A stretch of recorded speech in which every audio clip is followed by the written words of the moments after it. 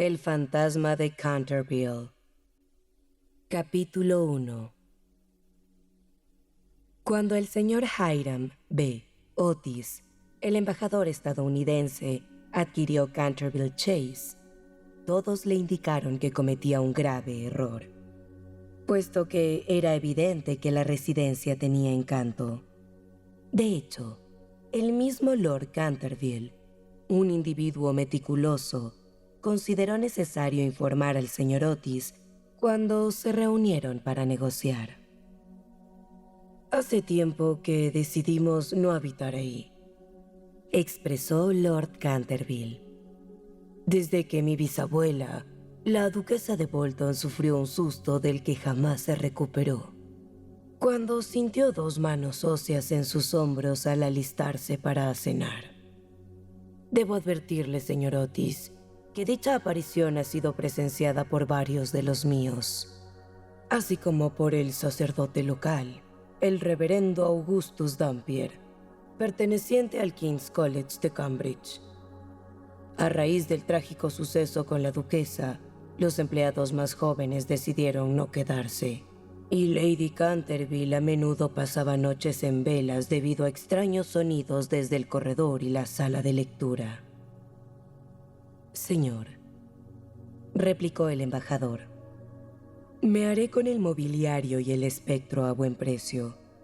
Provengo de una nación avanzada donde podemos adquirir cualquier cosa. Y con nuestros jóvenes recorriendo y dejando huella en el viejo continente y llevándose a sus artistas y cantantes destacados, pienso que si existiera un espíritu en Europa, pronto sería una atracción en uno de nuestros museos o en un tour público». «Temo que el espíritu es real», comentó Lord Canterville con una sonrisa. «Se conoce desde hace 3 siglos, precisamente desde 1584, y se manifiesta siempre antes del deceso de alguien de nuestro linaje». «Bueno, al igual que lo hace el médico de cabecera, Lord Canterville. Pero no hay entes como esos, señor, y dudo que las leyes naturales se rompan solo por la nobleza británica». «Definitivamente tienen un carácter peculiar en América», respondió Lord Canterville, algo desconcertado por el último comentario del señor Otis. «Si no le inquieta la presencia de un espíritu, adelante, pero no olvide que se lo advertí». Poco tiempo después, se efectuó la adquisición, y al cerrar la temporada, el ministro junto con su familia se trasladó a Canterville Chase. La señora Otis, antes conocida como Lucrecia R. Tappan, de la calle 53 Oeste, había sido una renombrada belleza de Nueva York. Ahora, siendo una mujer de cierta edad, conservaba una belleza notable con ojos expresivos y un perfil distinguido.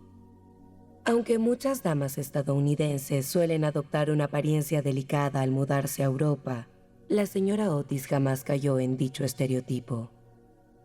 Poseía una salud envidiable y un vigor impresionante.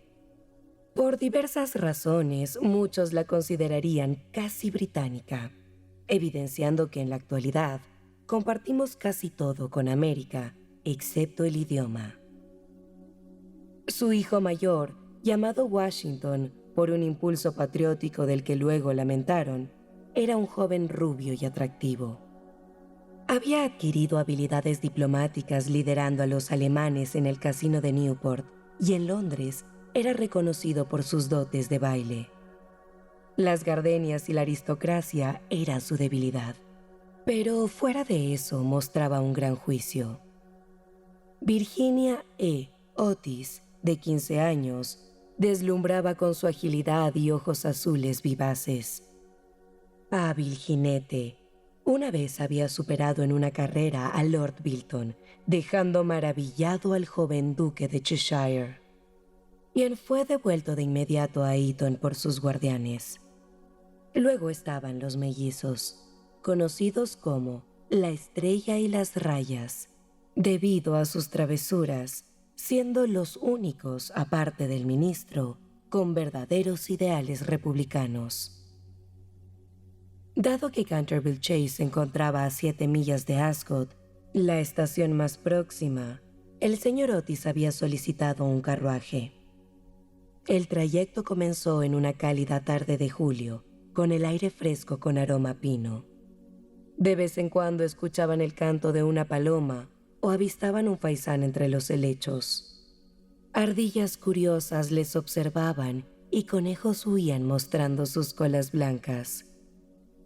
No obstante, al acercarse a la entrada de Canterville Chase, el cielo se oscureció. El ambiente se tornó inusualmente calmo. Un grupo de cuervos voló silenciosamente y al llegar a la mansión comenzaron a caer las primeras gotas de lluvia. En la entrada, esperándolos, se encontraba una anciana, elegantemente ataviada con vestimenta negra y accesorios blancos. Era la señora Umney, la ama de llaves que la señora Otis había aceptado conservar a solicitud de Lady Canterville. Saludó con una reverencia a cada visitante y expresó: «Bienvenidos a Canterville Chase». Guiándolos, pasaron por el impecable salón Tudor hasta llegar a la biblioteca. Un espacio amplio con decoraciones de roble oscuro y una prominente vidriera. El té ya estaba listo. Se acomodaron. Observaron el lugar mientras eran atendidos por la señora Umney. De pronto la señora Otis notó una mancha carmesí en el piso cerca de la chimenea y comentó a la señora Umney su aparente preocupación por la mancha. «En efecto, señora», respondió la ama de llaves en un tono suave. «Es sangre derramada allí». «¡Qué desagradable!», exclamó la señora Otis. «No quiero esas manchas en mi salón. Hay que limpiarlo ya». «Es la sangre de Lady Eleanor Canterville, asesinada ahí mismo por Sir Simon de Canterville en 1575. Sir Simon, tras 9 años de su acto, desapareció misteriosamente. Aunque su cuerpo jamás fue hallado, su alma errante sigue en Chase. La mancha es un atractivo para visitantes y es imposible de eliminar». «Es absurdo», intervino Washington Otis. «Productos como el limpiador Champion de Pinkerton y el detergente Paragon lo solucionarán al instante». Y sin esperar, se agachó frotando el suelo con una sustancia oscura. La mancha desapareció en segundos. «Estaba seguro de que Pinkerton funcionaría», dijo con orgullo mientras su familia lo observaba. Pero tras sus palabras, un rayo iluminó la estancia. Un trueno estremecedor resonó y la señora Umney se desvaneció. «Vaya, qué tiempo», comentó el ministro americano encendiendo un cigarrillo. «Siempre he pensado que lo mejor para Inglaterra es emigrar». «Estimado Hiram», exclamó la señora Otis, «¿cómo manejamos a alguien desmayado?» «Trátelo como un percance», respondió el ministro. «Seguro no volverá a ocurrir». Poco después, la señora Umney recuperó la conciencia. No obstante, estaba evidentemente perturbada y advirtió al señor Otis sobre posibles problemas futuros en la residencia. «He presenciado eventos con mis propios ojos, señor», comentó, «que erizarían la piel del más devoto. Y muchas noches he permanecido despierta, inquieta, por las terribles ocurrencias en este lugar». No obstante, el señor Otis y su esposa expresaron fervientemente a la fiel señora que no estaban asustados por espíritus. Y luego de desearles las bendiciones divinas en su nuevo hogar y de negociar un incremento salarial, la anciana ama de llaves se retiró con paso inestable hacia su cuarto. Capítulo 2. La tormenta arreció intensamente durante la noche, pero no sucedió nada especial. Sin embargo, a la mañana siguiente, al descender para el desayuno, encontraron nuevamente la terrible mancha de sangre en el suelo. «Dudo que el detergente Paragon sea el culpable», mencionó Washington. «Lo he probado de todas formas. Debe ser el espectro». Como resultado, frotó la mancha por segunda vez, pero al segundo amanecer, la mancha volvió a aparecer. Incluso a la tercera mañana seguía allí, a pesar de que el señor Otis había cerrado la biblioteca y llevado la llave consigo. Toda la familia estaba intrigada. El señor Otis comenzó a considerar que tal vez había sido demasiado inflexible en negar la existencia de fantasmas. La señora Otis planeaba unirse a la sociedad psíquica y Washington preparó una carta sobre manchas sanguinolentas relacionadas con crímenes. Esa noche, todas las dudas sobre la existencia de fantasmas se disiparon definitivamente. El día había sido soleado y cálido. Por la tarde, la familia salió y regresó a las 9 para una cena ligera. La conversación no involucró fantasmas en absoluto, por lo que no había expectativas receptivas para fenómenos psíquicos. Los temas eran comunes en las charlas cultas americanas. A las 11, la familia se retiró, y a las 12:30, todas las luces se apagaron. Poco después, el señor Otis se despertó por un extraño ruido en el pasillo. Sonaba como el tintineo de metal acercándose. Se levantó, encendió una cerilla y vio que era la 1. Estaba tranquilo y su pulso normal. El extraño ruido persistía y oyó pasos. Puso sus zapatillas, sacó una ampolla oblonga y abrió la puerta. Frente a él, bajo la tenue luz lunar, había un anciano aterrador con ojos rojos como brasas, pelo largo y gris en espirales enredadas, ropa antigua y sucia, grilletes en muñecas y tobillos y oxidados giroscopios. «Estimado caballero», indicó el señor Otis, «insisto en que debe lubricar esas cadenas. Para ello le he traído un frasco de lubricante sol naciente de Tammany. Se comenta que es efectivo con solo una aplicación, y en el paquete hay referencias de ello por parte de distinguidos clérigos locales. Lo dejaré aquí junto a las candelas de la habitación y con gusto le proporcionaré más si lo necesita». Dicho esto, el ministro estadounidense colocó la botella en una mesa de mármol y, cerrando la puerta, se dirigió a su cuarto.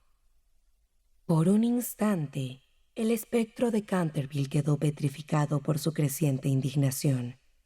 Luego, lanzando la botella al suelo con fuerza, se desplazó por el corredor, dejando escapar lamentos lastimeros e irradiando una luz verdosa. Pero al alcanzar el inicio de la amplia escalera de madera, una puerta se abrió bruscamente, emergiendo 2 siluetas vestidas de blanco y una almohada voló cerca de su cabeza. Claramente, era momento de huir. Así que, usando apresuradamente la 4ª dimensión del espacio como vía de escape, se esfumó por el muro y todo quedó en calma. Llegando a una pequeña cámara secreta en el ala izquierda, se apoyó en un rayo de luna para recobrar el aliento y comenzó a evaluar su situación. Jamás, a lo largo de su brillante y continua carrera de 300 años, había sido insultado de manera tan grosera. Pensó en la duquesa viuda. a quien asustó hasta el punto de provocarle un ataque mientras admiraba sus encajes y diamantes tras el cristal. En las 4 criadas que entraron en histeria cuando le sonrió desde detrás de las cortinas de una habitación de invitados. En el rector de la parroquia, cuya vela apagó cuando llegaba tarde una noche a la biblioteca, y que desde entonces sufrió bajo el cuidado del doctor Sir William Gull, convertido en mártir de los trastornos nerviosos. También recordó a la anciana Madame Tremouliac, quien al despertar temprano una mañana y ver un esqueleto sentado en una silla junto al fuego leyendo su diario, se confinó a la cama durante 6 semanas con un ataque de fiebre cerebral. Al recuperarse, se reconcilió con la iglesia y cortó relaciones con el escéptico notorio Monsieur de Voltaire. Recordó la terrible noche en que el malvado Lord Canterville fue hallado asfixiado en su camerino, con el diamante trébol a medio tragar en su garganta. Confesó antes de morir que había estafado a Charles James Fox con 50,000 libras en Crockfords utilizando la misma carta y juró que el fantasma lo había obligado a tragársela. Todos sus grandes logros vinieron a su mente, desde el mayordomo que se disparó en la despensa, al ver una mano verde golpeando el cristal de la ventana, hasta la hermosa Lady Statfield, quien debía ocultar con una banda de terciopelo negro la marca de 5 dedos quemados en su piel blanca y que finalmente se ahogó en el estanque de carpas al final del Paseo del Rey. Con el egocentrismo entusiasta de un verdadero artista, repasó sus actuaciones más célebres y sonrió amargamente al recordar su última interpretación como Red Ruben o El bebé estrangulado, su debut como Gone Gibeon, el chupasangre de Bexley Moor, y la controversia que generó una encantadora tarde de junio cuando decidió jugar al boliche con sus propios huesos en el campo de tenis de césped. Y después de todo esto, unos simples americanos modernos planeaban ofrecerle el lubricante sol naciente y arrojarle almohadas. Resulta completamente insoportable.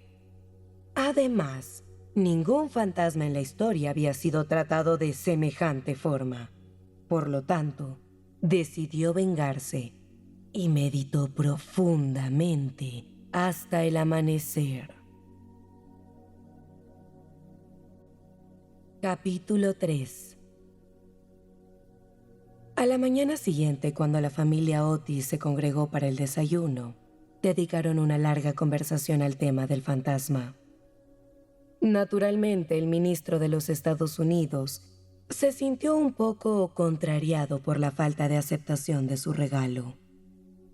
No tengo intención de causarle ningún daño personal al fantasma, y debo decir que, considerando el tiempo que ha pasado en la casa, no sería muy cortés arrojarle almohadas, señaló con acierto, lo cual lamentablemente desencadenó risas en los gemelos.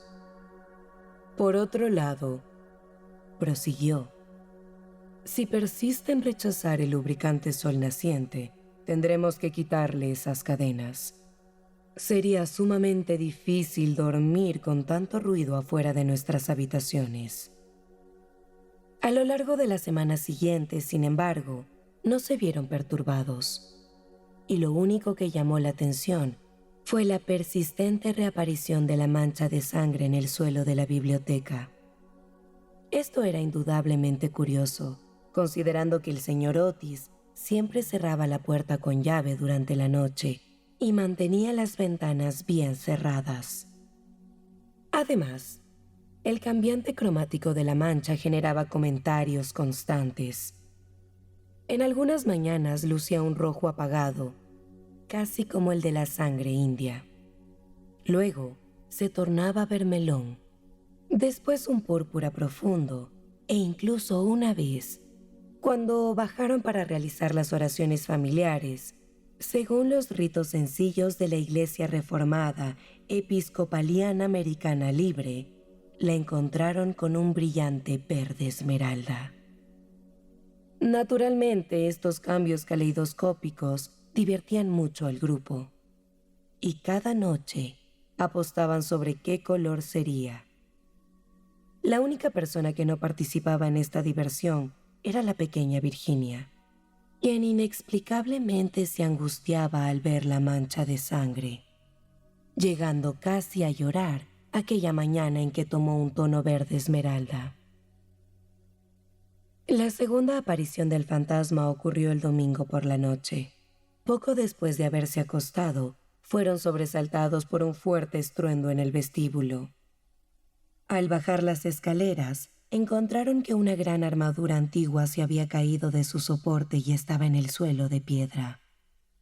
Sentado en una silla de respaldo alto estaba el espectro de Canterville, frotándose las rodillas con una expresión de intensa agonía en su rostro.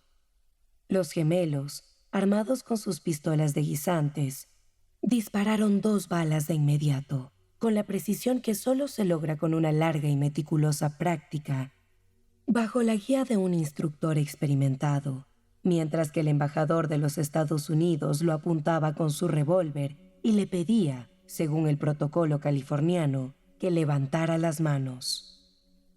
El fantasma se levantó con un grito de rabia y los atravesó como una niebla, apagando la vela de Washington Otis y dejándolos a todos en la oscuridad total.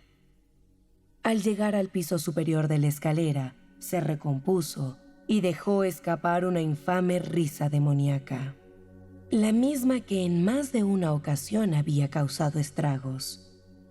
Se decía que había hecho que la peluca de Lord Raker se volviera blanca en una sola noche, y ciertamente, 3 de las institutrices francesas de Lady Canterville habían huido antes de cumplir un mes bajo su presencia. Por lo tanto, liberó su risa más aterradora, llenando la bóveda con su eco espeluznante. Pero apenas se desvaneció el eco, una puerta se abrió y la señora Otis apareció en bata azul pálido. «Me temo que no está bien», dijo. «Así que le traje un frasco de la tintura del Dr. Dobell. Si es una indigestión, le será de gran ayuda». El fantasma la miró furioso y comenzó a transformarse en un gran perro negro, una habilidad por la que era conocido y que el médico de la familia atribuía a la perpetua idiotez del tío de Lord Canterville, el honorable Thomas Horton. Sin embargo, el sonido de pasos aproximándose lo hizo dudar, así que se contentó con volverse débilmente fosforescente y desaparecer con un gemido profundo en el patio de la iglesia, justo cuando los gemelos se acercaron a él. De vuelta en su habitación, colapsó completamente y fue presa de una agitación violenta. La vulgaridad de los gemelos y el materialismo rudo de la señora Otis eran, por supuesto, muy molestos. Pero lo que más lo atormentaba era no haber podido ponerse la cota de malla. Esperaba que incluso los modernos estadounidenses se emocionaran al ver a un espectro vestido de armadura, si no por una razón más sensata, al menos en respeto al poeta naturalista Longfellow, cuya poesía encantadora y atractiva le había robado muchas horas de tedio cuando los Canterville estaban en la residencia. Además, era su propia armadura. La había llevado con gran éxito en el torneo de Kenilworth y había sido elogiado por la mismísima Reina Virgen. Sin embargo, cuando se la puso, el peso de la pesada coraza y el casco de acero lo vencieron por completo, y cayó pesadamente al suelo de piedra, lastimándose ambas rodillas y magullándose los nudillos de la mano derecha. Después de este incidente estuvo gravemente enfermo durante varios días y apenas abandonó su habitación. salvo para mantener la mancha de sangre en buenas condiciones. Sin embargo, al cuidarse con esmero, se recuperó y decidió hacer un tercer intento de asustar al ministro de los Estados Unidos y a su familia. Eligió el viernes 17 de agosto para su aparición y pasó la mayor parte del día preparando su atuendo. Finalmente optó por un sombrero grande con una pluma roja, una sábana con volantes en las muñecas y el cuello y una daga oxidada. Al atardecer, una violenta tormenta de lluvia se desató y el viento era tan fuerte que las ventanas y puertas de la antigua casa temblaban y crujían. Este clima era el que prefería. Su plan de acción era el siguiente. Se deslizaría silenciosamente a la habitación de Washington Otis, farfullaría a los pies de su cama y simularía apuñalarle 3 veces en la garganta, al compás de una música suave. Sentía un profundo resentimiento hacia Washington, ya que sabía que era él quien solía eliminar la famosa mancha de sangre de Canterville con el detergente Paragon de Pinkerton. Tras reducir al atrevido y valiente joven a un estado de temor absoluto, se dirigiría a la habitación ocupada por el ministro de los Estados Unidos y su esposa. Allí, pondría una mano pegajosa en la frente de la señora Otis mientras susurraba al oído de su esposo tembloroso los horribles secretos del cementerio. En lo que respecta a la pequeña Virginia, no estaba completamente decidido. Ella nunca lo había insultado de ninguna manera y era amable y hermosa. Consideró que unos cuantos gemidos ahogados desde el interior del armario serían suficientes. O si eso no la asustaba, podría aferrarla con dedos paralizados desde debajo de la cama. En cuanto a los gemelos, estaba decidido a darles una lección. Lo primero sería, por supuesto, sentarse sobre sus pechos para provocar la sensación opresiva de una pesadilla. Luego, como sus camas estaban bastante cerca una de la otra, se intercalaría entre ellas como un cadáver pálido y helado, hasta que estuvieran paralizados por el miedo. Finalmente, tiraría de la sábana y se arrastraría por la habitación con huesos blanqueados y un ojo rodante, personificando a Daniel el Mudo o el esqueleto del suicida. Un papel que en más de una ocasión había tenido un gran impacto y que consideraba igualmente impresionante que su famoso papel de Martín el Maníaco o el Ministro de la Máscara. A las 10:30 escuchó que la familia se retiraba a dormir. Durante un tiempo, los gritos salvajes de los gemelos le causaron molestia, ya que con la alegría despreocupada de los niños se divertían antes de irse a la cama. Sin embargo, a las 11:15 todo quedó en silencio y al dar la medianoche salió. El ulular del búho contra los cristales de las ventanas, el graznido del cuervo desde el antiguo tejo y el viento que gemía como un alma perdida alrededor de la casa llenaban el ambiente, pero la familia Otis dormía ajena a su destino. Y por encima de la lluvia y la tormenta, se escuchaban los ronquidos sonoros del ministro de los Estados Unidos. Con sigilo se deslizó fuera de su escondite y una sonrisa malévola en su boca cruel y arrugada. La luna se ocultó tras una nube mientras pasaba junto a la gran ventana del mirador, donde estaban blasonados sus propios escudos y los de su esposa asesinada en azul y oro. Continuó avanzando como una sombra maligna, y la oscuridad parecía rehuirlo mientras avanzaba. En un momento creyó escuchar una llamada y se detuvo, pero solo era el ladrido de un perro de la Granja Roja. Siguió adelante, murmurando extrañas maldiciones del siglo XVI y agitando ocasionalmente la daga oxidada en el aire de medianoche. Finalmente, Llegó a la esquina del pasaje que conducía a la habitación del desafortunado Washington. Allí se detuvo por un instante. El viento agitando sus mechones grises alrededor de su cabeza y retorciendo en pliegues grotescos y fantásticos el horror inefable de su mortaja de hombre muerto. Entonces el reloj sonó los cuartos y supo que era la hora. Se rió para sí mismo y doblando la esquina, pero apenas lo hizo, con un gemido lastimero de terror, cayó de espaldas y ocultó su rostro pálido entre sus largas y huesudas manos. Justo frente a él se alzaba un espantoso espectro, inmóvil, como una imagen tallada y monstruosa como el delirio de un loco. Su cabeza calva y pulida, su rostro redondo, rechoncho y blanco, y una risa espantosa habían retorcido sus rasgos en una eterna sonrisa. De sus ojos emanaban rayos de luz escarlata, de su boca era un abismo de fuego, y una vestimenta horripilante, similar a la suya, envolvía la forma del titán con sus nieves silenciosas.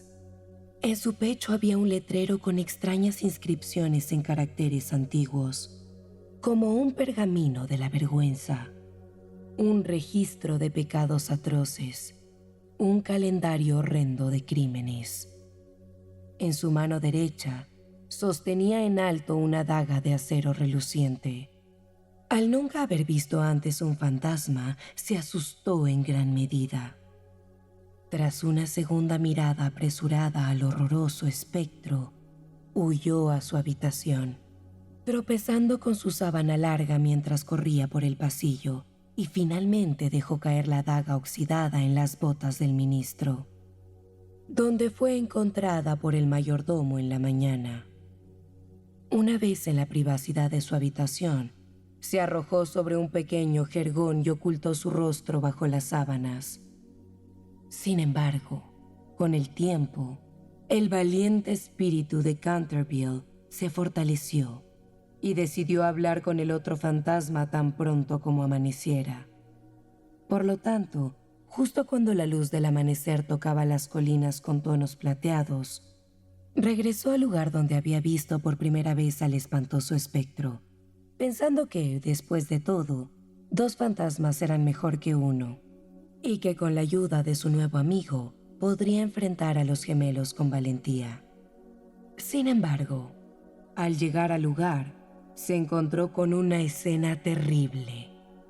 Obviamente algo le había ocurrido al otro fantasma, ya que la luz había desaparecido por completo de sus ojos huecos. La brillante falchion se había caído de su mano y estaba apoyado contra la pared en una posición incómoda. Se apresuró hacia adelante y lo tomó en sus brazos, pero con horror vio cómo la cabeza se desprendía y rodaba por el suelo. El cuerpo adoptó una postura reclinada y se encontró abrazando una cortina de cama blanca, con un cepillo, un cuchillo de cocina y un nabo hueco a sus pies. Incapaz de entender esta extraña transformación, agarró el cartel con una urgencia febril y allí, bajo la luz gris de la mañana, leyó las palabras escalofriantes escritas en él. J. Otis Coste. El único fantasma verdadero y original. Todos los demás son falsos. Todo el asunto pasó por su mente. Se sintió engañado, frustrado y burlado. La antigua mirada de Canterville reapareció en sus ojos. Rechinó sus encías desdentadas y levantando sus manos marchitas sobre su cabeza, juró en la pintoresca fraseología de la época que cuando el gallo Chanticleer hubiera hecho sonar 2 veces su alegre cuerno, habría sangre derramada y el asesinato se movería sigilosamente. Apenas hubo pronunciado este juramento espeluznante, desde el tejado de tejas rojas de una casa lejana se escuchó el canto de un gallo. Él soltó una larga risa, baja y amarga, y esperó. Hora tras hora esperó, pero por alguna extraña razón el gallo no volvió a cantar. Finalmente, a las 7:30, la llegada de las criadas lo hizo abandonar su temible vigilia y regresó a su habitación, reflexionando sobre su juramento en vano y su desconcertante propósito. Allí consultó varios libros de caballería antiguos, de los cuales era un gran aficionado, y descubrió que en todas las ocasiones en que se había utilizado este juramento, Chanticleer siempre había cantado por segunda vez. «Que la perdición caiga sobre el astuto ave», murmuró. «He visto el día en que con mi robusta lanza lo habría hecho correr por el desfiladero y habría logrado que cacareara para mí, incluso en la muerte». Luego se retiró a un cómodo ataúd de plomo y permaneció allí hasta la noche. Capítulo 4. Al día siguiente, el fantasma se encontraba sumamente débil y cansado. La terrible excitación de las últimas 4 semanas estaba comenzando a hacer efecto en él. Sus nervios estaban destrozados por completo y cualquier pequeño ruido lo sobresaltaba. Durante 5 días permaneció en su habitación y finalmente decidió renunciar al asunto de la mancha de sangre en el suelo de la biblioteca. Si la familia Otis no la quería, estaba claro que no la merecía. Parecían ser personas atrapadas en un plano de existencia inferior y material, incapaces de apreciar el valor simbólico de los fenómenos sensoriales. La cuestión de las apariciones fantasmales y el desarrollo de los cuerpos astrales era, por supuesto, un asunto muy diferente, y realmente no estaba bajo su control. Era su deber solemne aparecer en el corredor una vez a la semana y murmurar desde el gran ventanal el primer y tercer miércoles de cada mes, y no veía cómo podía escapar de manera honorable a sus obligaciones. Si bien su vida había sido bastante desafortunada, también era muy serio en todo lo relacionado con lo sobrenatural. Por lo tanto, durante los 3 sábados siguientes, recorrió el pasillo como de costumbre, entre la medianoche y las 3 de la madrugada, tomando todas las precauciones para no ser oído ni visto. Se quitaba las botas, caminaba sobre las viejas tablas carcomidas por los gusanos con el mayor cuidado. Llevaba una capa de terciopelo negro y se aseguraba de usar el lubricante sol naciente para engrasar sus cadenas. Admito que le costó aceptar esta última innovación, pero finalmente fue lo suficientemente sensato como para darse cuenta de que tenía mérito y en cierta medida cumplía su propósito. Sin embargo, no lo dejaban en paz. Le colocaban cuerdas en el pasillo con las que tropezaba en la oscuridad, y en una ocasión, mientras se preparaba para interpretar el papel de Isaac el Negro o el cazador de los bosques de Hogli, sufrió una fuerte caída al pisar un tobogán de mantequilla que los gemelos habían instalado desde la entrada de la sala de tapices hasta la parte superior de la escalera de roble. Este último insulto lo enfureció tanto que decidió hacer un último esfuerzo para defender su dignidad y posición social. Así que al día siguiente decidió visitar a los jóvenes insolentes de Eton en su famoso papel de Rupert el Imprudente o el Conde sin Cabeza. Hacía más de 70 años que no usaba ese disfraz. De hecho, no lo había usado desde que asustó tanto a la hermosa Lady Barbara Modish con él. Ella rompió repentinamente su compromiso con el abuelo actual de Lord Canterville y huyó a Gretna Green con el apuesto Jack Castletown.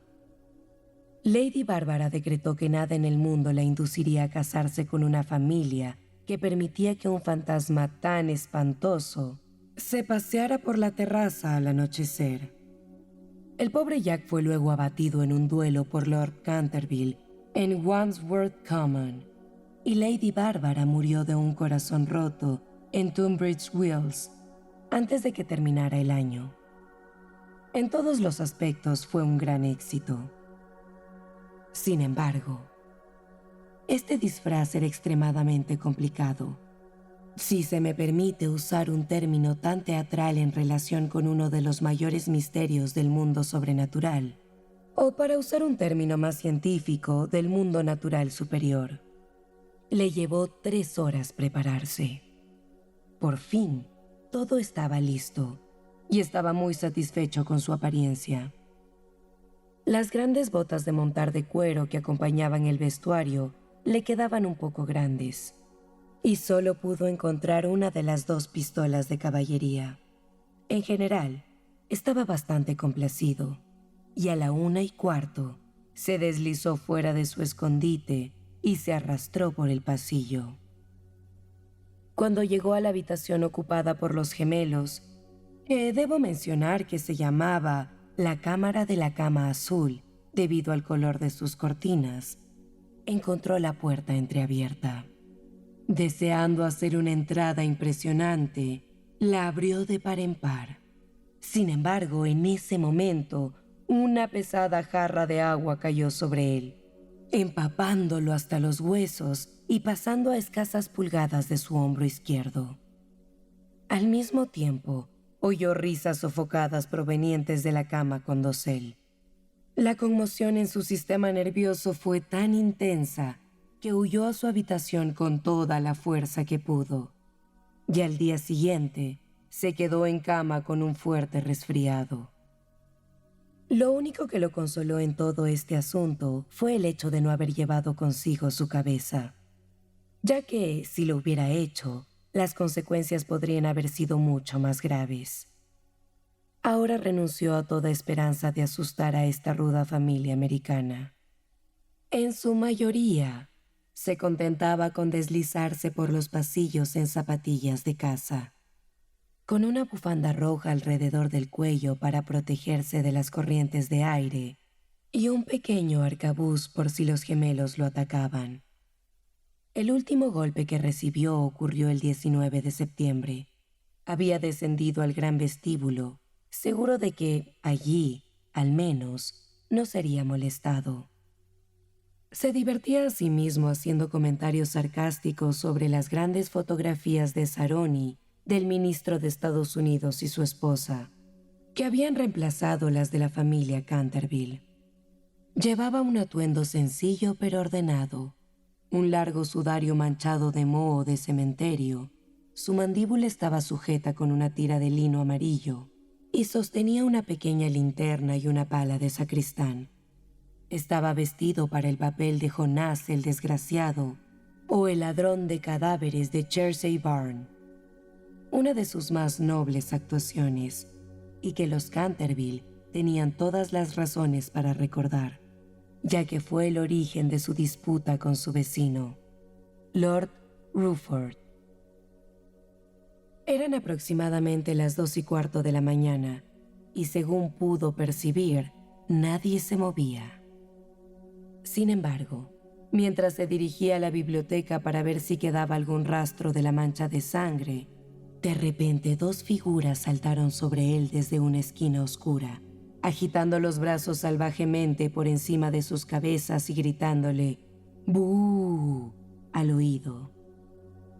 Presa de un pánico natural dadas las circunstancias, se precipitó hacia la escalera, pero se encontró con Washington Otis, esperándolo allí con la gran jeringuilla de jardín.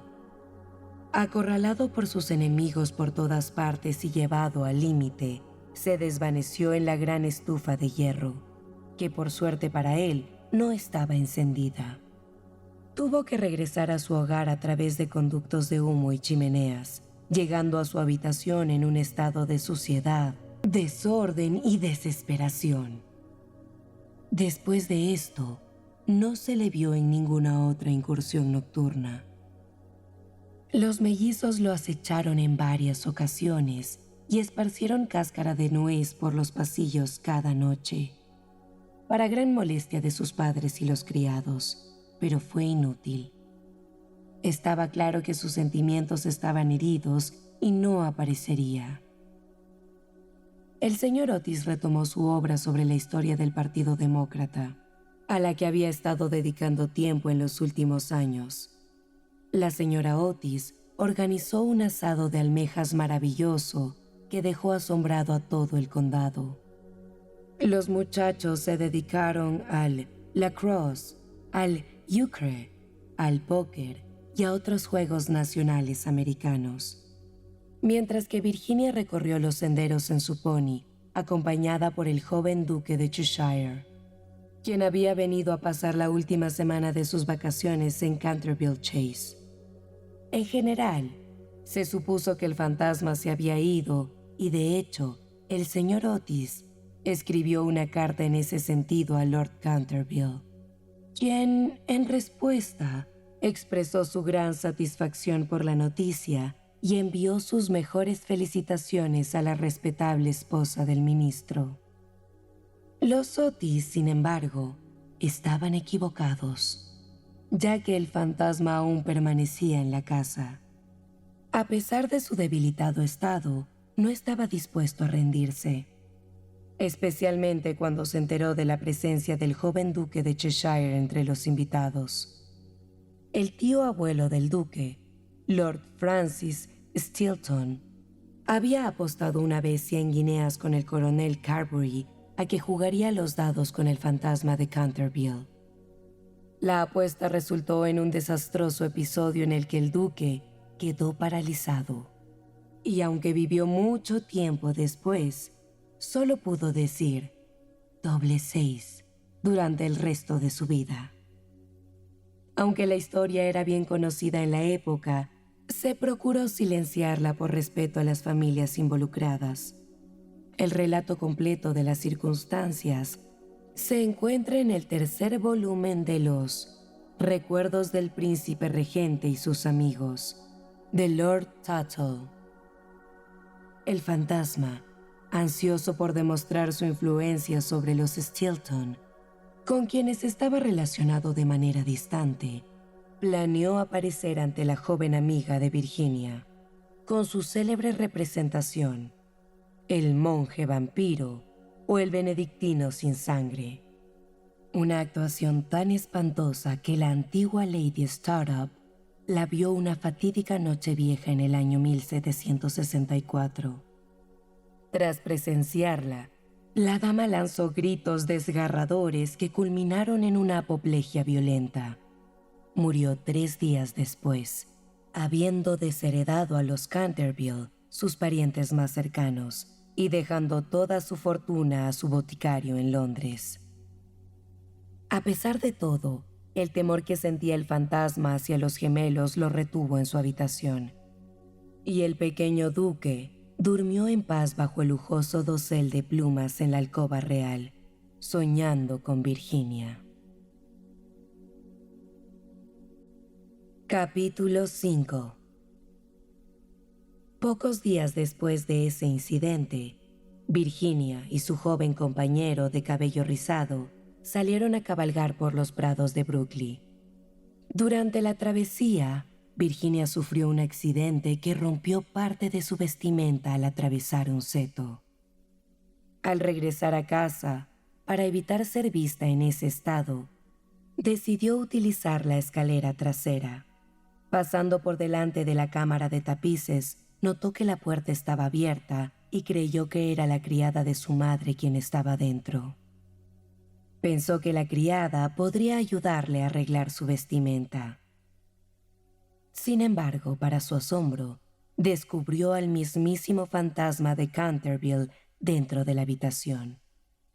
El fantasma estaba sentado cerca de la ventana, contemplando las hojas doradas de los árboles que volaban en el aire y las hojas rojas que danzaban alocadamente a lo largo del largo camino. Tenía la cabeza apoyada en la mano y su actitud era de profunda tristeza. Su aspecto era tan desolado y deteriorado que la pequeña Virginia, cuyo primer impulso había sido escapar y encerrarse en su habitación, sintió compasión y decidió acercarse para intentar consolarlo. Se movió con tanta delicadeza que sus pasos pasaron desapercibidos, y su tristeza era tan palpable que él no notó su presencia hasta que ella le habló. «Lamento lo que te sucede», dijo, «pero mañana mis hermanos regresan a Eton y si te comportas adecuadamente, nadie te perturbará». «Es ridículo pedirme que actúe bien», respondió observando con sorpresa a la hermosa joven que se había atrevido a hablarle. «Completamente ridículo.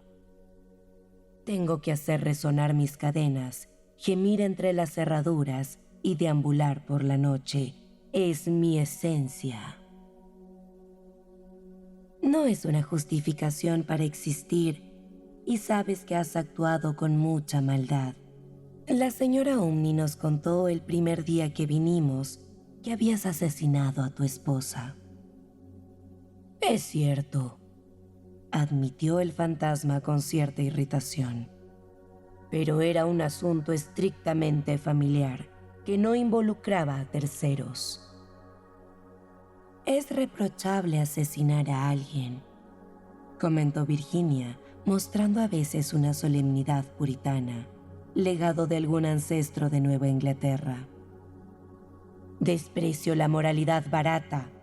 Mi esposa era muy simple. Jamás almidonó adecuadamente mis sombreros y desconocía todo sobre la cocina. Cacé un ciervo en el bosque de Hogley, una pieza magnífica.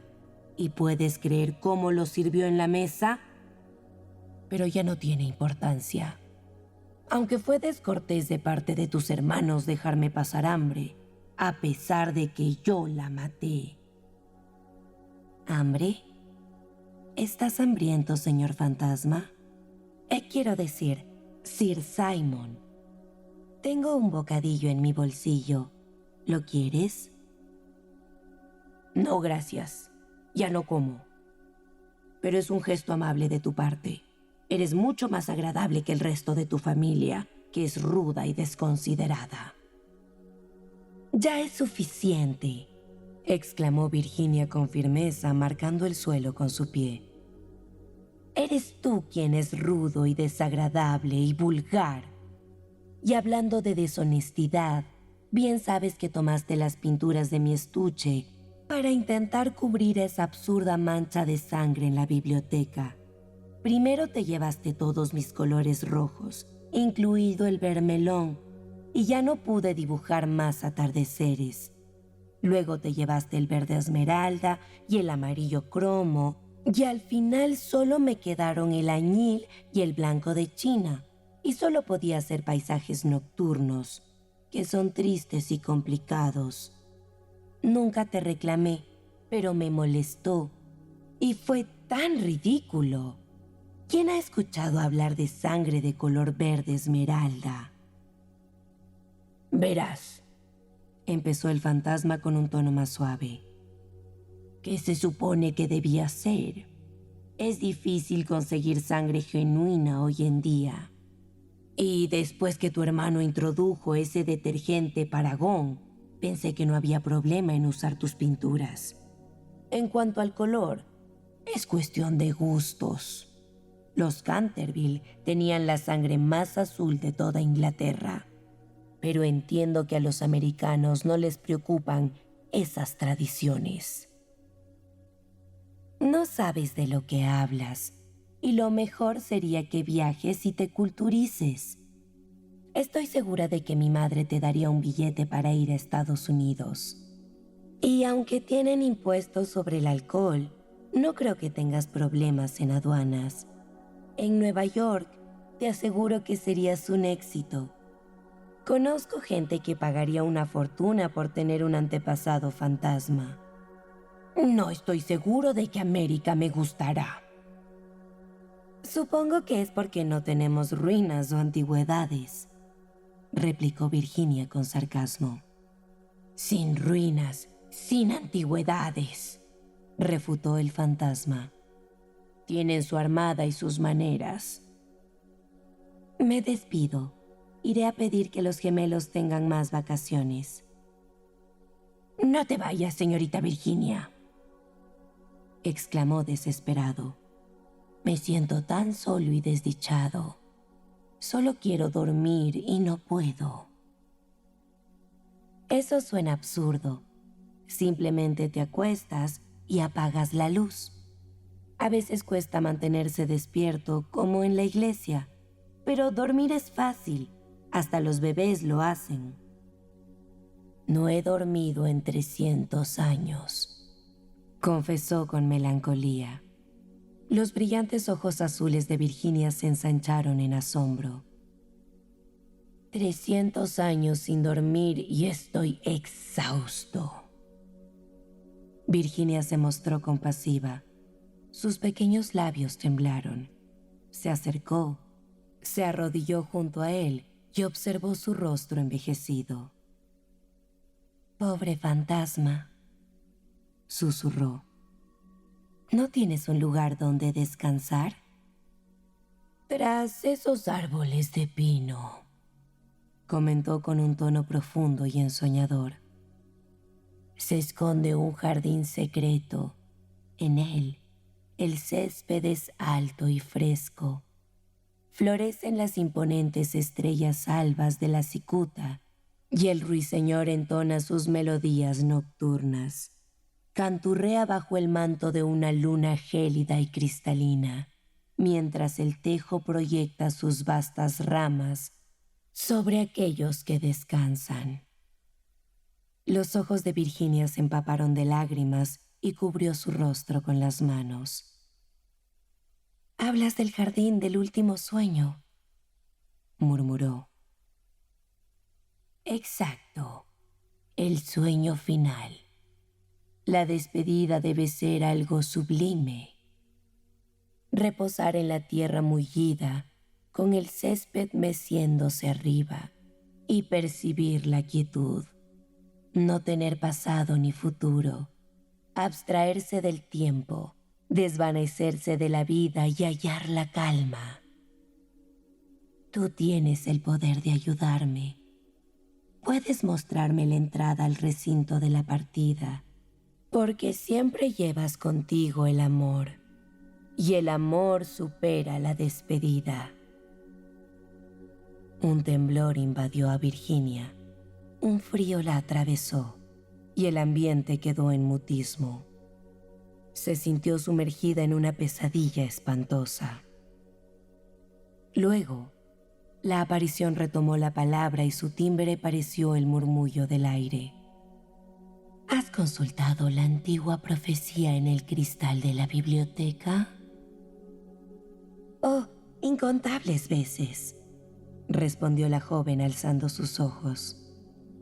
Está trazado con extrañas letras oscuras y es un desafío descifrarlo. Solo consta de 6 versos.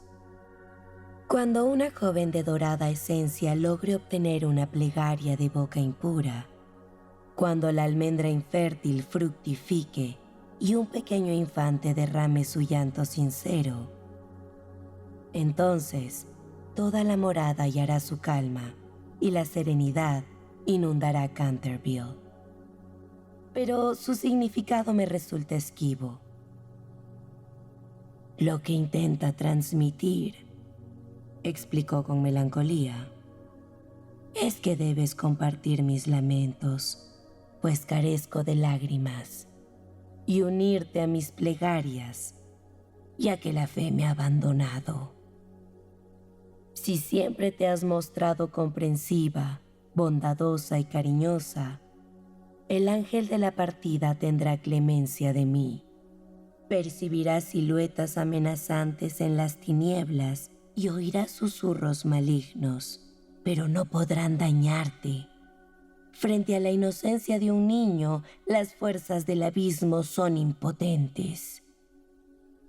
Virginia guardó silencio, mientras el espectro, sumido en profunda desesperación, observaba su reluciente cabellera dorada. De súbito, ella se irguió, con una tez más blanca que nunca y una mirada decidida. «No siento temor», pronunció con convicción, «y suplicaré al ángel para que muestre misericordia contigo». Él se alzó con un grito suave de regocijo, tomó su mano, se inclinó con elegancia y depositó un beso en ella. Sus dedos eran gélidos y sus labios abrasadores, pero Virginia no dudó al guiarlo por la sombría estancia. En el descolorido tapiz verdes, pequeños cazadores bordados soplaron sus trompas con borlas y la instaban con gestos a que retornara. «Vuelve, querida Virginia», clamaban. «Regresa». Pero el fantasma la apretaba con más fuerza y ella les daba la espalda. Bestias repulsivas con colas reptilianas y ojos saltones la observaban desde la chimenea tallada, susurrándole. «Ten cuidado, Virginia, ten cuidado. Quizás no te veamos regresar». Pero el fantasma aceleró su paso y Virginia no prestó atención. Al llegar al rincón de la estancia se detuvo y murmuró palabras inaudibles para ella.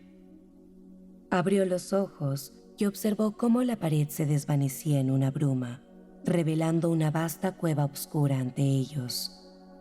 Un viento cortante los rodeó y sintió algo jalando su vestido. «¡Deprisa, deprisa!», gritó el espectro. «¡O será tarde!». Y en un instante, la pared regresó a su lugar, dejando la sala de los tapices desierta. Capítulo 6.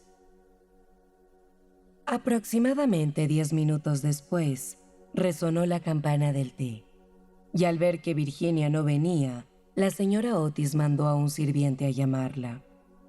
Pasado un tiempo, regresó indicando que la joven no estaba por ningún rincón. Dado que solía ir al jardín cada anochecer a recoger flores, la señora Otis no se preocupó al comienzo. Pero al sonar las 6 y no tener noticias de Virginia, se inquietó y envió a sus hijos a buscarla, mientras ella y el señor Otis revisaban todos los cuartos. A las 6:30, los jóvenes regresaron sin haber hallado a su hermana. Todos se encontraban muy alterados sin saber qué hacer, hasta que el señor Otis recordó haber dado permiso a unos gitanos para acampar en sus terrenos. Sin demora se dirigió a Blackfell Hollow, donde sabía que estaban, junto a su hijo mayor y 2 empleados. El joven duque de Cheshire, angustiado, rogó ir, pero el señor Otis se lo negó por temor a conflictos. Al llegar, vieron que los gitanos habían partido, con evidencia de haberlo hecho deprisa, dada la comida esparcida. Tras enviar a sus acompañantes a inspeccionar la zona, volvió y alertó a la policía sobre el posible secuestro de la niña por nómadas o gitanos. Luego solicitó su caballo y, tras asegurarse de que su familia cenara, partió por la vía de Ascot con un joven ayudante. Pero tras avanzar un poco, escuchó el galope de otro caballo.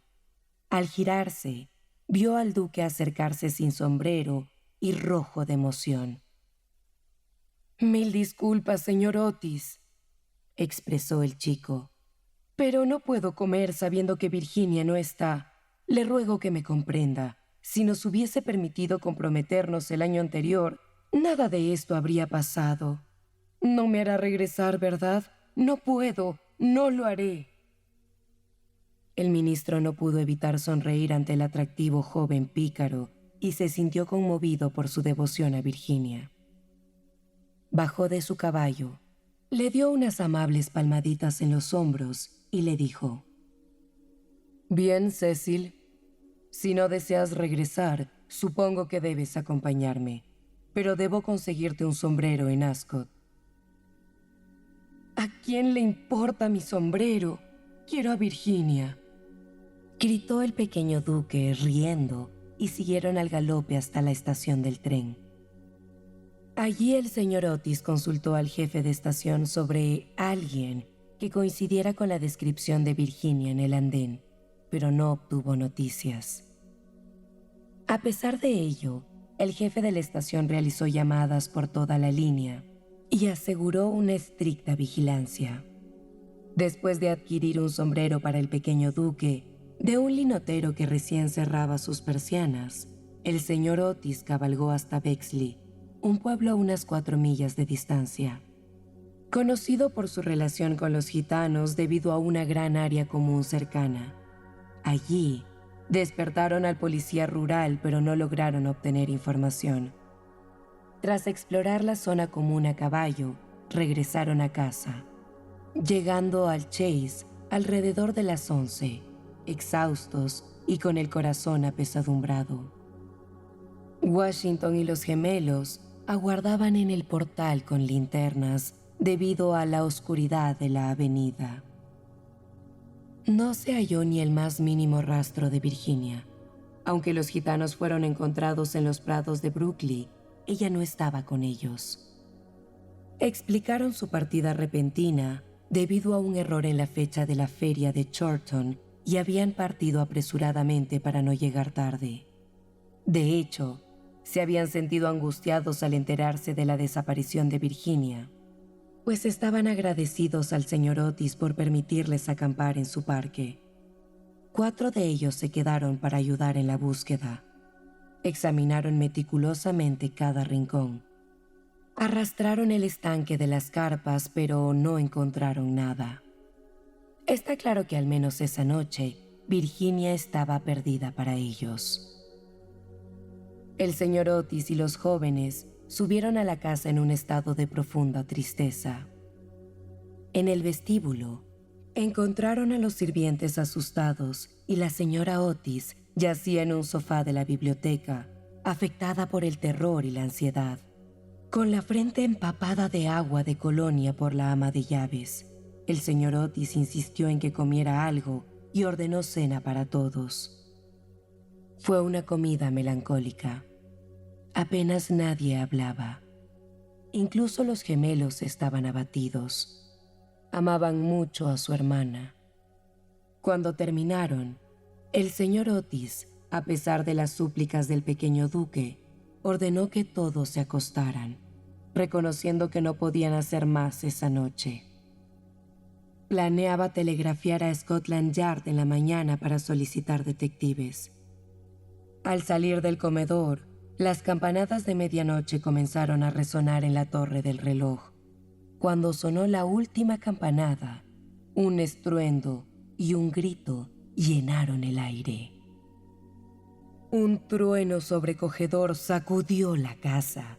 Una música sobrenatural flotó y un panel en la parte superior de la escalera se abrió con un fuerte ruido.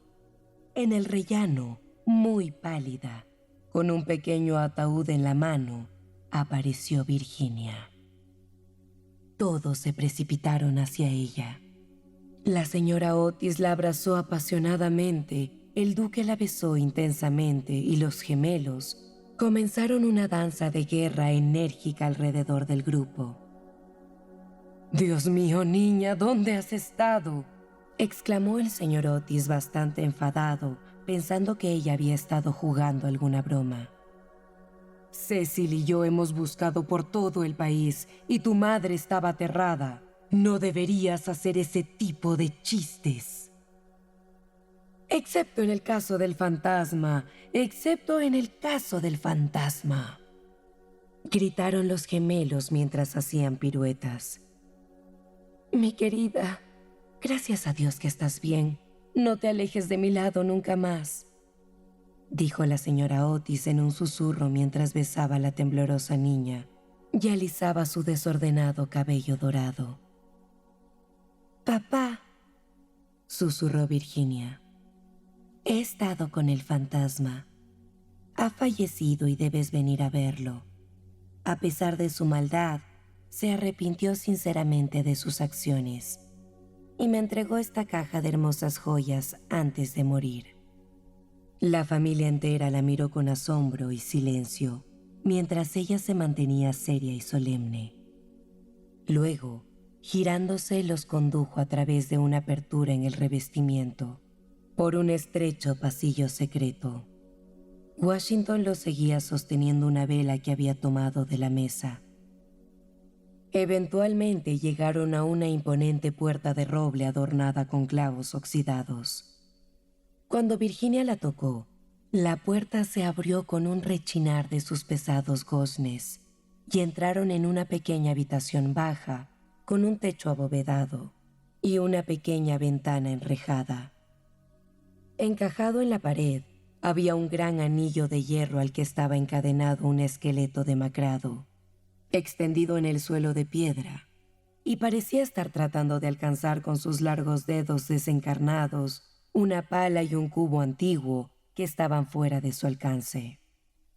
El cubo evidentemente había estado lleno de agua, ya que tenía moho verde en su interior. En la pala no quedaba nada más que polvo. Virginia se arrodilló junto al esqueleto, juntó sus manos y comenzó a rezar en silencio, mientras los demás observaban con asombro la terrible tragedia cuyo secreto ahora se les revelaba. «Hola», exclamó de repente uno de los gemelos, que había estado mirando por la ventana para tratar de identificar en qué ala de la casa se encontraba la habitación. «Hola. El viejo almendro marchito ha florecido. Puedo ver claramente las flores a la luz de la luna». «Dios lo ha perdonado», dijo Virginia con solemnidad, poniéndose de pie, y una hermosa luz pareció iluminar su rostro. «Eres un ángel», exclamó el joven duque y la abrazó, besándola apasionadamente. Capítulo 7. 4 días después de esos curiosos incidentes, se llevó a cabo un funeral en Canterville Chase.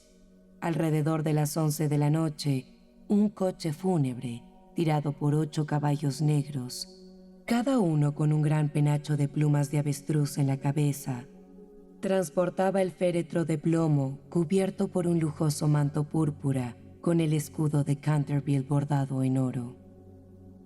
Los sirvientes con antorchas acompañaban a la procesión, creando una impresionante escena. Lord Canterville, principal doliente, había venido desde Gales y se sentó junto a la pequeña Virginia en el primer carruaje. También estaban presentes el ministro de los Estados Unidos, su esposa, Washington y los 3 niños, así como la señora Umney en el último carruaje. Tras la misa del reverendo Augustus, se procedió a enterrar el féretro en una tumba profunda bajo el viejo tejo en el cementerio. Virginia colocó una cruz de flores de almendro blancas y rosas sobre el ataúd, y mientras lo hacía, la luna apareció y un ruiseñor cantó en el bosque cercano. En su mente resonaron las palabras del fantasma sobre el jardín de la muerte, y con lágrimas en los ojos, apenas habló durante el regreso a casa. A la mañana siguiente, antes de que Lord Canterville partiera a la ciudad, el señor Otis sostuvo una conversación con él acerca de las joyas que el fantasma había regalado a Virginia. Estas eran verdaderamente magníficas, especialmente un collar de rubíes con un antiguo engaste veneciano, una magnífica pieza del siglo XVI. El señor Otis tenía ciertas dudas de permitir que su hija las aceptara, dado su gran valor. «Mi señor», dijo, «entiendo que en este país la hipoteca se aplica tanto a las joyas como a las tierras, y tengo claro que estas joyas son o deberían ser reliquias de su familia. Le ruego, por tanto, que las lleve a Londres con usted y las considere simplemente como parte de su patrimonio que le ha sido devuelto bajo ciertas circunstancias extrañas. En cuanto a mi hija, es solo una niña. Y me alegra decirlo, no tiene mucho interés en tales accesorios de lujo innecesarios. También me ha informado la señora Otis, quien, debo decir, no es una autoridad en arte, ya que tuvo el privilegio de pasar varios inviernos en Boston cuando era joven, que estas gemas tienen un alto valor monetario y que si se pusieran a la venta, podrían alcanzar un precio elevado. En estas circunstancias, Lord Canterville, estoy seguro de que comprenderá lo imposible que sería para mí permitir que permanezcan en posesión de cualquier miembro de mi familia. Todos estos adornos y ornamentos vanos, por muy apropiados o necesarios que sean para la dignidad de la aristocracia británica, estarían completamente fuera de lugar entre aquellos que han sido educados en los principios severos y creo inmortales de la sencillez republicana. Tal vez deba mencionar que Virginia está muy interesada en conservar la caja como recuerdo de su antepasado desafortunado, pero arrepentido. Dado que es bastante antigua y, por lo tanto, está en mal estado, podría considerar concederle su solicitud. Por mi parte, confieso que no me sorprende que una de mis hijas exprese simpatía por el medievalismo en cualquiera de sus formas. Solo puedo atribuirlo al hecho de que Virginia nació en uno de los suburbios de Londres, poco después de que la señora Otis regresara de un viaje a Atenas.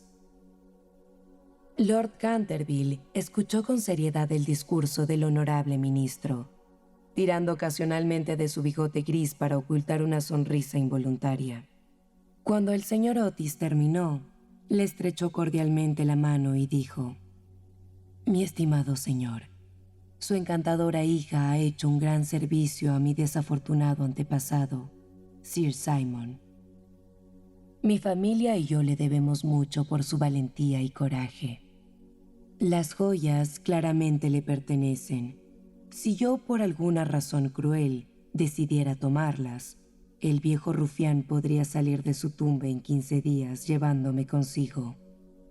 En cuanto a la idea de que sean reliquias, algo solo es considerado herencia si está mencionado como tal en un testamento o un documento legal.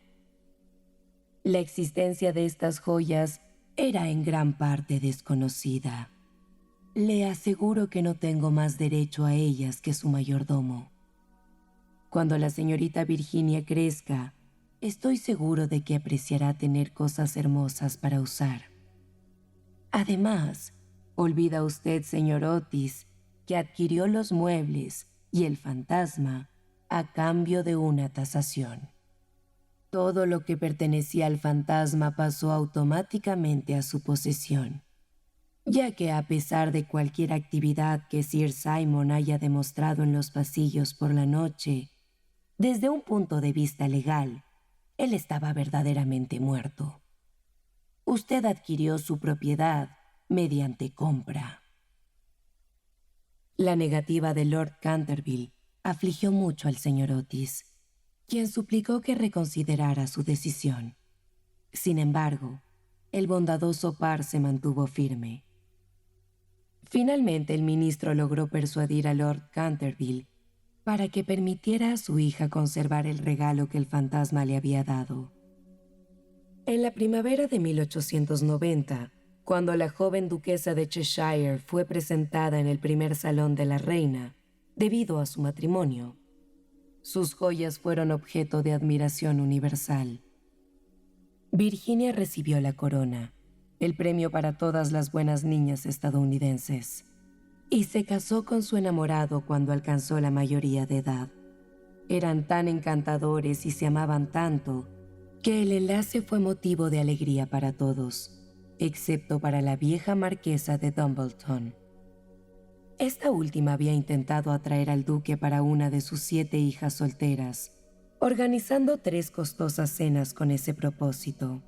Incluso el señor Otis sentía afecto por el joven duque en lo personal, aunque en teoría se oponía a los títulos aristocráticos.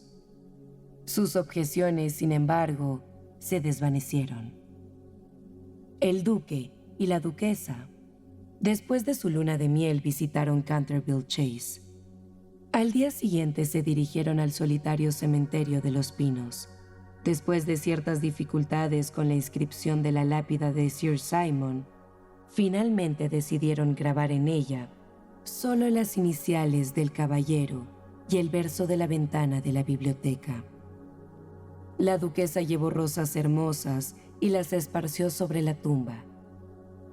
Luego, tras permanecer allí un tiempo, entraron al ruinoso coro de la antigua abadía. La duquesa se sentó en un pilar derrumbado mientras su marido estaba a sus pies, fumando un cigarrillo y admirando sus hermosos ojos. De repente, él tiró el cigarrillo, la tomó de la mano y le dijo: «Virginia, una esposa no debe tener secretos para su marido». «Querido Cecil, no tengo secretos para ti». «Sí, los tienes», respondió sonriendo. «Nunca me has contado lo que te sucedió cuando estuviste encerrada con el fantasma». «Nunca se lo he contado a nadie, Cecil», dijo Virginia con solemnidad. «Lo sé, pero podrías decírmelo». «Por favor, no me lo pidas, Cecil. No puedo decírtelo». «Pobre Sir Simon, le debo mucho». «Sí, no te rías, Cecil. En serio le debo mucho. Él me hizo entender lo que es la vida y el significado de la muerte, y por qué el amor es más fuerte que ambas cosas». El duque se puso de pie y besó tiernamente a su esposa. «Puedes mantener tu secreto mientras yo tenga tu corazón», susurró. «Siempre has tenido eso, Cecil. Y algún día se lo contarás a nuestros hijos, ¿verdad?» Virginia se ruborizó. Un jinete en el cielo. Capítulo 1. Una tarde luminosa del otoño de 1861, un soldado reposaba en un matorral de laureles al lado de un camino en Virginia Occidental. Yacía boca abajo, con sus pies en puntas y su cabeza apoyada en su antebrazo izquierdo. Con la mano derecha extendida, sostenía su fusil ligeramente. A primera vista, y si no fuera por la posición algo cuidadosa de sus extremidades y una suave oscilación de la cartuchera en su cinturón, se le hubiera considerado muerto. Sin embargo, estaba dormido en su guardia. El descubrimiento significaría su muerte inminente, pues morir era la consecuencia legal y justa por su falta. El soldado descansaba en un matorral situado en un recodo del camino que, tras subir por una pendiente escarpada hacia el sur, giraba abruptamente hacia el oeste, corriendo por la cresta unos 100 metros antes de doblar de nuevo al sur y descender en zigzag por el bosque. En la curva de este segundo giro había una gran roca plana que se extendía hacia el norte, dominando el profundo valle por el que subía el camino. La roca estaba en la cima de un precipicio. Una piedra lanzada desde un borde caería verticalmente unos 1000 pies hasta la copa de los pinos. El lugar donde el soldado se encontraba era en otro saliente del mismo precipicio. De haber estado despierto, habría disfrutado de una vista no solo del pequeño tramo del camino y de la roca, sino también de todo el contorno del precipicio abajo. La vista le habría causado vértigo. El área estaba cubierta de bosques en todas direcciones, excepto en el fondo del valle hacia el norte, donde se extendía una pequeña pradera natural cortada por un arroyo. Apenas visible desde el borde del valle, aunque parecía diminuta, como el patio trasero de una casa, en realidad abarcaba varios acres. Su verdor era más intenso que el del bosque circundante. Más allá se erigían imponentes acantilados similares a los que dominaban la escena, y por entre ellos el camino había ascendido hasta la cumbre de algún modo. La configuración del valle era tal que, desde este punto de vista, parecía completamente aislado, llevando a preguntarse cómo el camino había encontrado entrada y salida, y de dónde provenían y a dónde se dirigían las aguas del arroyo que partía la pradera más de 1000 pies abajo. No existe territorio tan inhóspito e impenetrable que no pueda ser transformado en un teatro de guerra. Escondidos en la espesura del bosque, en lo profundo de esa trampa militar, donde un puñado de hombres controlando las salidas podría someter a un ejército entero al hambre hasta su rendición, reposaban 5 regimientos de la Infantería Federal. Habían avanzado durante toda la jornada anterior y la noche, tomando un merecido descanso. Al caer la noche se pondrían nuevamente en marcha, escalando hacia el lugar donde ahora dormitaba su vigía traidor, y descendiendo por el otro lado del risco, atacarían por sorpresa un campamento enemigo al filo de la medianoche. Su estrategia era tomar al enemigo desprevenido, ya que el camino les permitía aproximarse por la retaguardia. En caso de fallo, su situación se volvería extremadamente precaria, y el fracaso era casi seguro si algún imprevisto o la alerta temprana avisaba al enemigo de su aproximación. Capítulo 2. El vigía que dormitaba entre los laureles era un joven de Virginia llamado Carter Drews, proveniente de una familia acomodada, único hijo.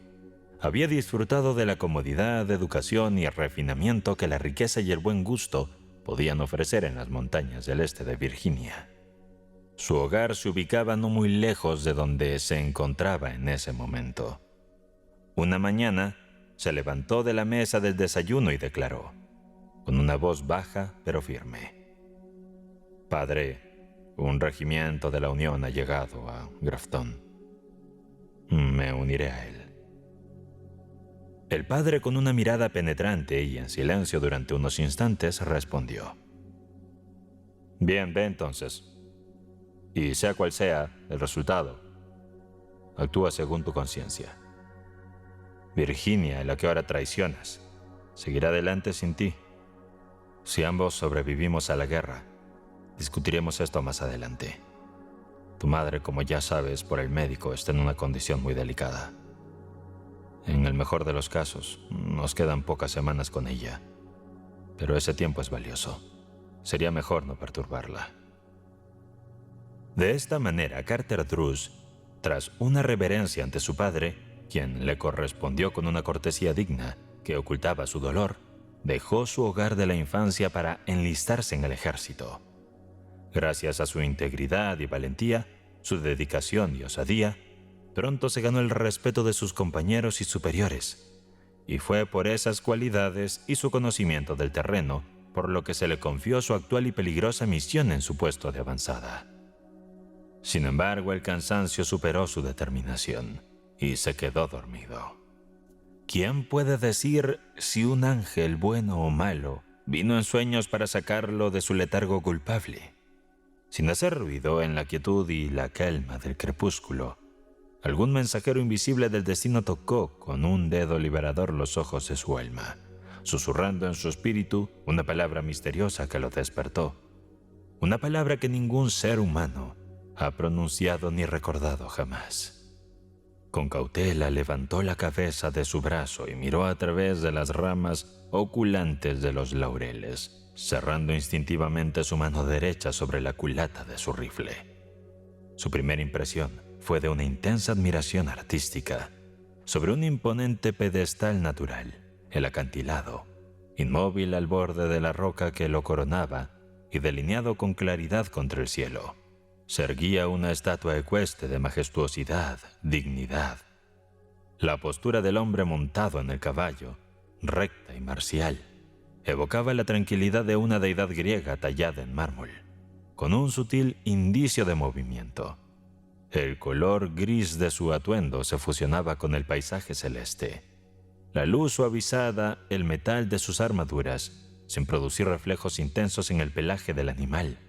Sobre el pomo de la montura reposaba una carabina notablemente inclinada, asegurada por la mano derecha que la sostenía por el mango. La mano izquierda que agarraba las riendas quedaba oculta a la vista. En contraste con el cielo, El perfil del caballo se destacaba con la precisión de un camafeo, su mirada perdida hacia los acantilados del otro lado. El rostro del jinete, levemente vuelto, solo dejaba ver el contorno de su sien y barba, dirigido hacia el valle abajo. Por su posición elevada y la percepción del soldado sobre la amenaza inminente, la figura parecía tener dimensiones heroicas, casi colosales. Por un momento, Drus experimentó la extraña y vaga sensación de haber dormido hasta el fin de la guerra y de estar ahora frente a una magnífica obra de arte erigida en ese alto lugar para conmemorar los logros de una era heroica, de la cual había formado parte sin distinción. Esa impresión se esfumó con un leve movimiento de la escena. El caballo, sin cambiar de posición, había retraído su cuerpo ligeramente. El hombre permanecía tan inmóvil como antes.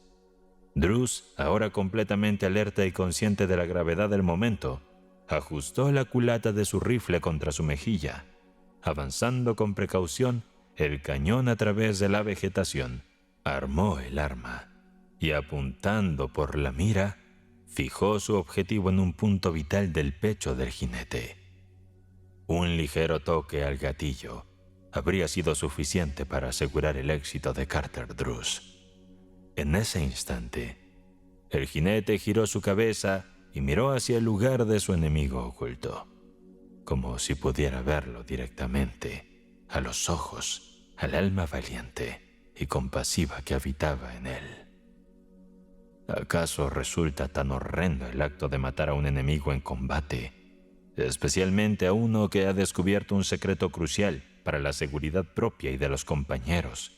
Un adversario cuyo conocimiento lo convierte en una amenaza mayor que un ejército por su mera cantidad. Carter Drus palideció. Un temblor incontrolable se apoderó de él. Sintió un desmayo, y las figuras que tenía enfrente se transformaron en sombras oscuras que oscilaban, ascendían y descendían, bailando en arcos contra un cielo en llamas. Su mano se alejó del arma. Su cabeza se inclinó lentamente hasta que su rostro reposó entre las hojas donde yacía. Este valiente caballero, este soldado combatiente, estaba a punto de sucumbir ante la intensidad de sus emociones. No duró mucho. En un instante, levantó su rostro del suelo. Sus manos retomaron su posición en el rifle. Su dedo índice buscó el gatillo. Su mente, su corazón y su vista se aclararon, su conciencia y su razón intactas. Capturar a aquel enemigo no era una opción. Alertarlo solo resultaría en su ida hacia el campamento para transmitir la noticia fatal. La misión del soldado era evidente. El hombre tenía que ser abatido en una emboscada. Sin previo aviso, sin un momento para la preparación espiritual, debía ser enviado a rendir cuentas. Pero aún había esperanza. Tal vez no hubiera descubierto nada. Quizás solo admiraba la majestuosidad del paisaje. Permitiéndole, podría simplemente darse la vuelta y marcharse despreocupado por donde vino. En el instante de su retirada, sería posible discernir si estaba al tanto. Drus giró la cabeza mirando a través del aire hacia abajo. Observó cómo una línea ondulante de figuras humanas y caballos se deslizaba por la pradera verde. Algún descuidado comandante había permitido que la escolta de sus soldados llevara a las bestias a beber al descubierto, a la vista desde múltiples cumbres. Drus desvió la vista del valle. La fijó de nuevo en la figura de hombre y caballo contra el cielo, y miró una vez más a través de la mira de su rifle. Pero esta vez, su blanco era el caballo. En su mente resonaban las palabras de su padre, al despedirse como un mandato sagrado. Sea cual sea la situación, actúa conforme a lo que consideres tu deber. Ahora estaba sereno, sus dientes apretados, no de tensión, sino de determinación, sus nervios tan calmados como los de un niño durmiendo, Ningún temblor alteraba sus músculos. Su respiración, pausada al apuntar, era regular y lenta. El deber había triunfado. El espíritu había mandado al cuerpo. Calma, quietud. Y disparó. Capítulo 3. Un oficial de las fuerzas federales, movido por la curiosidad o el deseo de aventura, había dejado atrás el escondite de su campamento en el valle. Y sin un destino preciso, había llegado al borde de un claro, cerca de la base del acantilado. Mientras reflexionaba sobre los posibles hallazgos de avanzar su exploración, observó frente a él, a no más de 4 millas, pero a la vista tan cercana, como si fuera una distancia de lanzamiento de piedra, la imponente cara de roca que se erguía desde un manto de pinos. La roca se alzaba tan alto sobre él que producía mareo solo de mirar hacia su cima, donde su contorno se recortaba nítida y abruptamente contra el cielo. La roca mostraba una silueta limpia y vertical contra un fondo del cielo azul hasta la mitad de su altura. Y desde allí, hasta las copas de los árboles en su base, contra colinas lejanas de un azul apenas menos intenso, al levantar la vista hacia la vertiginosa altura, el oficial presenció una visión sorprendente. Un hombre a caballo que parecía descender a través del aire hacia el valle. El jinete se mantenía erguido, en una postura militar, firmemente asentado en la silla y sujetando con fuerza las riendas para controlar el ímpetu de su montura. Su larga cabellera flotaba hacia arriba, ondeando como una bandera al viento. Sus manos se perdían entre las crines alzadas del caballo. El cuerpo del animal se mantenía en un plano horizontal, como si cada golpe de sus cascos encontrase firme terreno en el aire. Sus movimientos eran los de un galope frenético, que cesaron de repente mientras el oficial observaba, con todas las patas del animal extendidas hacia adelante, como al final de un salto. Pero era una caída. Ante la visión aterradora del jinete en los cielos, el oficial, a medio creerse testigo de una revelación apocalíptica, fue abrumado por la intensidad de sus emociones. Sus piernas cedieron y cayó al suelo. Casi en ese instante, escuchó un sonido seco entre los árboles, un disparo que se desvaneció sin eco, y luego reinó un silencio absoluto. El oficial, aún tembloroso, se puso de pie. La sensación familiar de una lesión en la espinilla le ayudó a recobrar el sentido después del impacto. Con su mente ya más clara, corrió oblicuamente alejándose del acantilado hacia un punto distante en su base. Allí esperaba encontrar al jinete, y como era de esperar, en ese intento no tuvo éxito. La visión había sido tan breve y su imaginación tan estimulada por la aparente elegancia, facilidad e intencionalidad del asombroso suceso, que no consideró que la trayectoria de cualquier cuerpo en caída libre es directamente hacia abajo, y que los sujetos de su búsqueda estarían justo al pie del acantilado. Media hora después, regresó al campamento. Este oficial era un hombre prudente.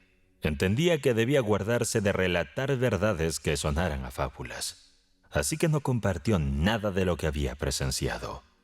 Pero cuando el comandante le preguntó si había descubierto algo útil en la expedición durante su exploración, respondió: «Sí, señor. He aprendido que desde el sur no hay camino que descienda a este valle».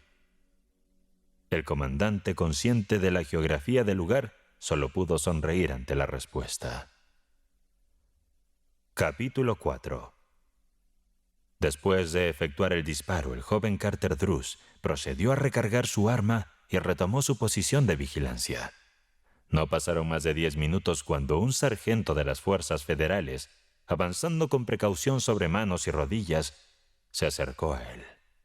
Drews mantuvo su mirada al frente, sin girar la cabeza ni ofrecer gesto alguno de reconocimiento hacia el sargento. «¿Has disparado?», susurró el sargento. «Sí», fue la respuesta lacónica de Drews. «¿A qué?». «A un caballo. Estaba sobre aquella roca a cierta distancia. Ya no está allí. Se precipitó acantilado abajo. La expresión del sargento se tornó pálida, aunque su rostro no reveló otra emoción. Después de contestar, Drus desvió la mirada y guardó silencio. El sargento, confundido, insistió. «Escucha, Drus», dijo tras una pausa. «No tiene sentido ser enigmático. Tengo la obligación de ordenarte que informes. ¿Había alguien sobre el caballo?» «Sí». «¿Quién era?» «Mi padre». El sargento se levantó de inmediato y se alejó murmurando para sí. «Dios mío».